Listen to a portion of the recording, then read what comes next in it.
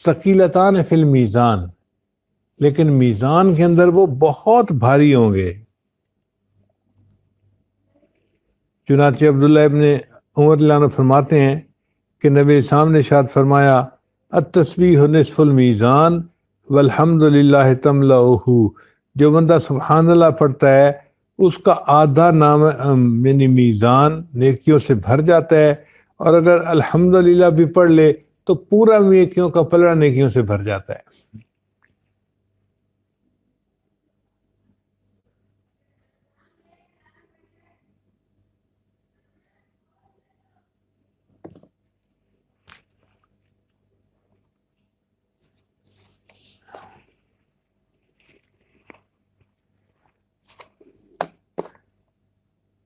اب اتنے فضائل سن لیے کہ حبیبتان الی الرحمن، رحمان کو وہ بڑے پسندیدہ ہیں، خفیفتان علی اللسان، زبان سے پڑھنے بڑے آسان ہیں، ثقیلتان فی المیزان، میزان کے اندر بڑے بھاری ہوں گے۔ تو دل کہتا ہے کہ بھئی بتاؤ وہ کون سے کلمات ہیں جو، تو نبی السلام نے پھر سمجھایا کہ وہ کلمات ہیں سبحان اللہ و بحمدہ، سبحان اللہ العظیم۔ اب یہ جو ہے نا سبحان اللہ، اس کا معنی یہ ہے کہ اللہ پاک ہے۔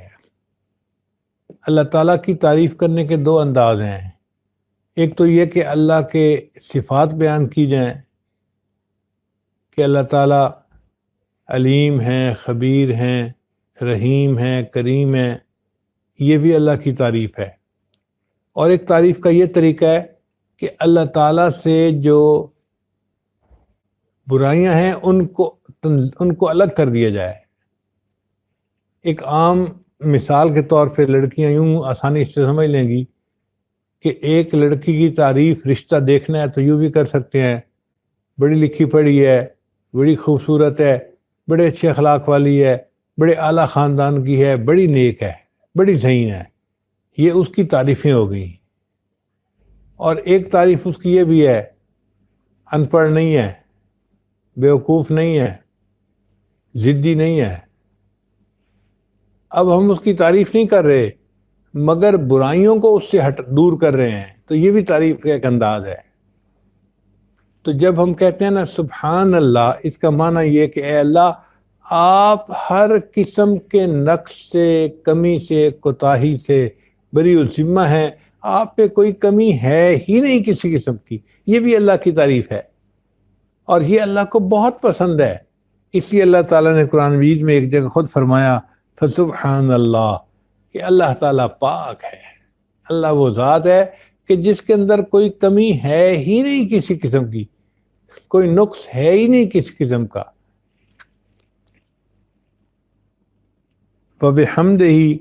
وبحمدہ کا معنی یہ کہ سب تعریفیں اللہ ہی کے لیے ہیں۔ یہ جو اللہ کا نام ہے نا اللہ، یہ اس کو اسم ذات کہتے ہیں۔ امام اعظم حنیفہ رحمۃ اللہ کے نزدیک یہ اسم اعظم ہے۔ چنانچہ وہ فرماتے ہیں کہ قرآن پاک میں اس لفظ کا استعمال اللہ نے سب سے پہلے فرمایا۔ مثال کے طور پہ آپ اگر اعوذ باللہ پڑھیں تو اعوذ باللہ من الشیطان الرجیم، اللہ کا کون سا نام پہلے استعمال ہوا؟ اللہ، اعوذ باللہ، اللہ کا نام استعمال ہو رہا ہے نا پہلے۔ تو وہ فرماتے ہیں کہ چونکہ سب سے پہلے اللہ نے اس لفظ کو استعمال کیا، یہ اسم اعظم ہے۔ علماء نے کہا کہ نہیں حضرت کوئی اور بھی پکی دلیل دیں۔ ان کا اچھا سنے، پکی دلیل یہ ہے کہ اللہ تعالیٰ نے موسیٰ علیہ السلام کو جب کوہ پر بلایا تو اللہ نے وہاں پر اپنا تعارف کروایا، اننی انا اللہ، میں اللہ ہوں۔ اللہ کے 99 نام تھے، اللہ کوئی اور لفظ بھی استعمال کر سکتے، میں رحمان ہوں، میں رحیم ہوں، میں کریم ہوں، نہیں، اللہ نے فرمایا نہیں، میں اللہ ہوں۔ اس کا مطلب یہ کہ اللہ کا نام سب سے بڑا نام ہے جس کی وجہ سے اللہ نے اس کے ساتھ تعارف کروایا۔ اب یہ ایسی دلیل تھی کہ جس پر باقی سب علماء نے امام حنیفہ رحمۃ اللہ کی بات کو قبول کر لیا، اور وہ کہتے ہیں کہ واقعی اللہ تعالیٰ کے ناموں میں سے جو اسم اعظم ہے وہ اللہ کا نام ہے۔ اس نام کی برکتیں اتنی ہیں کہ نبی اسلام نے ارشاد فرمایا، جب کوئی بچہ پیدا ہوتا ہے اور اس کی ماں اس کو اللہ کا لفظ سکھائے اور وہ بچہ بولنے میں سب سے پہلے اللہ کا نام اپنی زبان سے نکالے، تو جب وہ بچہ اللہ کا نام زبان سے نکالتا ہے، اس کے بدلے اللہ ماں باپ کے پچھلے ساری زندگی کے گناہوں کو معاف فرما دیتے ہیں۔ یہ اتنا برکت والا لفظ ہے۔ اور ایک حدیث میں اللہ تعالیٰ کے محبوب نے فرمایا کہ اس وقت تک قیامت قائم نہیں ہوگی حتیٰ یقال فی الارض اللہ اللہ، کہ جب تک دنیا میں ایک بندہ بھی اللہ اللہ کہنے والا ہوگا اس وقت تک قیامت نہیں قائم ہوگی۔ علماء نے یہاں سے ایک نقطہ نکالا کہ دیکھو، مصیبتوں میں سب سے بڑی مصیبت قیامت کی ہے۔ اگر قیامت جیسی بڑی مصیبت اللہ کا نام لینے سے ٹل جاتی ہے، تو پھر اگر انسان دنیا میں اللہ کا نام کثرت سے لے گا تو یہ دنیا کی چھوٹی چھوٹی پریشانی اور مصیبتیں کیوں نہیں ٹلیں گی۔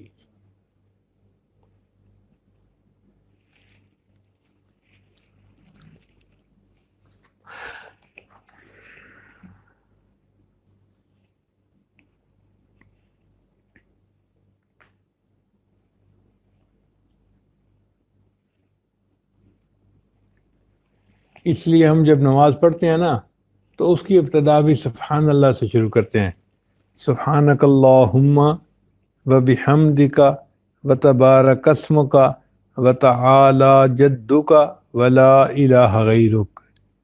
اتنے اچھے معنی ہیں نا اس کلام کے کہ دل خوش ہو جاتے ہیں ان الفاظ کو پڑھ کے، کہ اللہ کی تعریف میں بندہ کتنے پیارے الفاظ کہہ رہا ہوتا ہے۔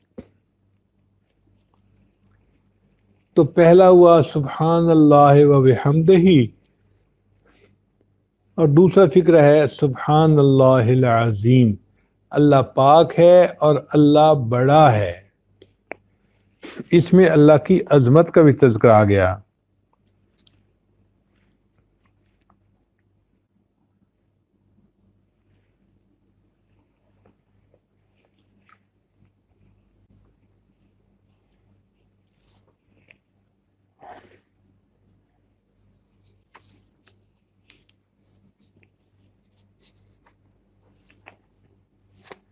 اب ہمیں چاہیے کہ ہم اپنی روزمرہ کی گفتگو میں اس کلام کا زیادہ تکرار کیا کریں۔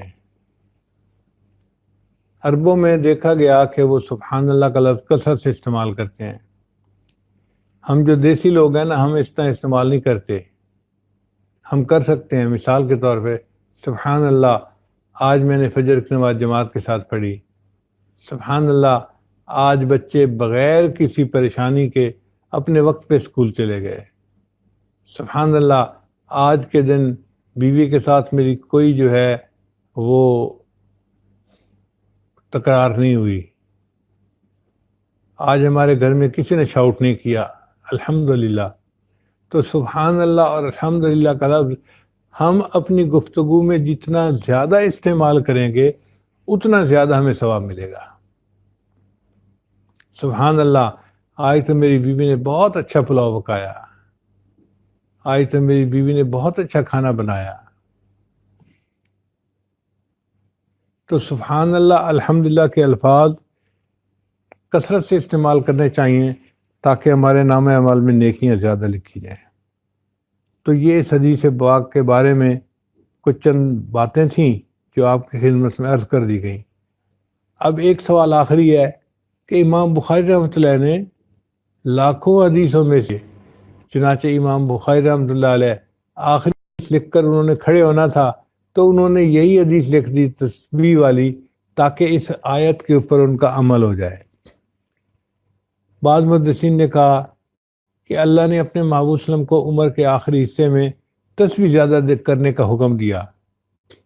اذا جاء نصر اللہ والفتح ورأیت الناس يدخلون فی دین اللہ افواجا فسبح بحمد ربک واستغفر، چونکہ اللہ نے اپنے محبوب کو حکم دیا کہ رب کی تسبیح خوب بیان کیجیے، تو امام بخاری رحمۃ اللہ نے کہا کہ اللہ نے میرے اوپر بھی فضل فرمایا، میرا کام مکمل ہو گیا، اب مجھے اللہ کی زیادہ تسبیح کرنی چاہیے۔ اس لیے انہوں نے اس حدیث کو آخری حدیث کے طور پر چن لیا ہے۔ جب میں نے اپنے استاد سے یہ حدیث مبارکہ پڑھی تھی تو اس وقت میرے ذہن میں ایک بات آئی جو میں نے اپنے استاد کو سنائی تو انہوں نے بہت پسند کی۔ وہ بات یہ کہ جس طرح کا بندہ ہوتا ہے نا، اسی کے فیلڈ کی باتیں اس کے ذہن میں آتی ہیں۔ حکیم کے ذہن میں حکمت کی باتیں آئیں گی، ڈاکٹر کے ذہن میں ڈاکٹر کی باتیں آئیں گی، انجینئر کے ذہن میں انجینئر کی باتیں آئیں گی۔ ہمارا شعبہ چونکہ یہ پیری مریدی والا ہے اور ہم سے اکثر لوگ اپنی باتوں کے سوال پوچھنے آتے ہیں، یہ پریشانی ہے کیا کریں، یہ پریشانی ہے کیا کریں، یہ مصیبت ہے کیا کریں، فلاں مصیبت ہے کیا کریں۔ تو میرے ذہن میں یہ بات آئی کہ امام بخاری رحمۃ اللہ نے اس حدیث کو سب سے آخر کے لیے جو چنا تو اس کی وجہ یہ تھی کہ تسبیح کے پڑھنے سے اللہ مصیبتوں کو ٹال دیتے ہیں، اور اس کی دلیل دو ہیں۔ پہلی دلیل یہ ہے کہ اللہ تعالیٰ قرآن مجید میں یونس علیہ السلام کے بارے میں فرماتے ہیں فلولا انہ کان من المسبحین، اگر میرے یونس علیہ السلام اللہ کی تسبیح بیان کرنے والے نہ ہوتے للبث فی بطنہ الی یوم یبعثون، تو اللہ ان کو قیامت تک مچھلی کے پیٹ کے اندر ہی رکھتے۔ کیونکہ انہوں نے تسبیح پڑھی، اللہ نے مچھلی کے پیٹ سے نکال دیا۔ تو بھائی انسان بھی تو مصیبتوں کی مچھلی کے پیٹ میں پھنسا ہوتا ہے، کوئی بندہ قرضے کی مچھلی کے پیٹ میں پھنسا ہوتا ہے، کوئی بندہ کسی اور مچھلی کے پیٹ میں پھنسا ہوتا ہے۔ تو جب وہ تسبیح پڑھے گا تو اللہ اس مصیبت کی مچھلی کے پیٹ سے اس کو نکال دیں گے اور مصیبت کو دور فرما دیں گے۔ اور دوسرا یہ کہ ان سعید رحمۃ اللہ فرماتے ہیں، وہ فرماتے ہیں کہ بلغنی، مجھے یہ بات پہنچی ہے، ان عمر جلد رجلا یوما، ایک دن عمر لانوں نے ایک مجرم کو کوڑے لگوائے، اور کعب رضی اللہ تعالیٰ عنہ اس کے پاس موجود تھے۔ یہ بڑے عالم صحابی تھے، قاضی تھے، وہ بھی موجود تھے عمر لانوں کے پاس۔ چنانچہ فقال الرجل حین وقع علیہ الصوت، جب اس بندے کے کوڑا پڑا نا تو کوڑا پڑنے پر اس نے اوئی نہیں کی، بلکہ اس نے کہا سبحان اللہ۔ یعنی اس زمانے کے مجرم لوگ بھی ایسے تھے کہ ان کی زبانوں سے اوٹ پٹانگ لفظ نہیں نکلتے تھے۔ اس کو کوڑا پڑا اور کوڑا کھا کے اس نے کہا سبحان اللہ۔ جب اس نے سبحان اللہ کہا تو عمر لان نے جلاد کو کہا دعہو، اس کو چھوڑ دو۔ فضاحک کعب لانو مسکرا پڑے۔ فقال عمر لانو نے پوچھا وما یضحکک، حضرت آپ کیوں مسکرا رہے ہیں؟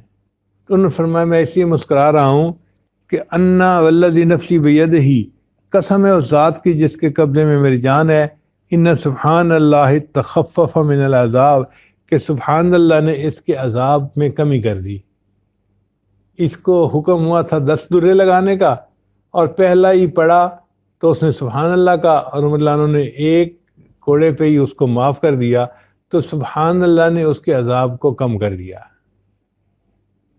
اس لیے امام بخاری رحمۃ اللہ نے آخری حدیث یہ اس لیے بیان فرمائی کہ طلباء طالبات پڑھ کے مکمل کر کے تعلیم اپنے گھروں کو جائیں گے، ان کی شادیاں ہوں گی، پھر ان کو پریشانیاں ہوں گی، جو مرد ہیں وہ کام کاروبار کریں گے، نوکریاں کریں گے، جاب کریں گے، مصیبتوں میں پھنسیں گے۔